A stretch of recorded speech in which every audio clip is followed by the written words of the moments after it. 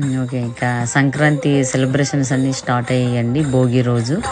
ఇట్లా పొద్దున్నే ధనుర్మాసంకి మా ఊర్లో వెంకటేశ్వర స్వామికి, విష్ణునామకి, శ్రీరంగనాథునికి పాడుతూ ఉంటారు.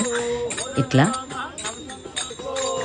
శ్రీరాముడిది, రంగనాథుడిది మేలుకొలుపోలు ఇది. మేము వెళ్ళకముందే హరనాథులు అందరూ వెళ్ళిపోయారండి. సో భోగి రోజుకి మేము ఇవన్నీ తీసుకో ఛాన్స్ వచ్చింది వీడియోలు అన్నీ.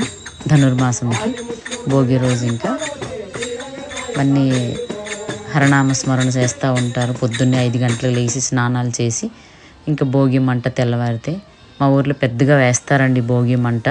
అన్ని చెట్లు ఎక్కడ పడితే అక్కడ చెట్లన్నీ కొట్టేసి పడేస్తారు.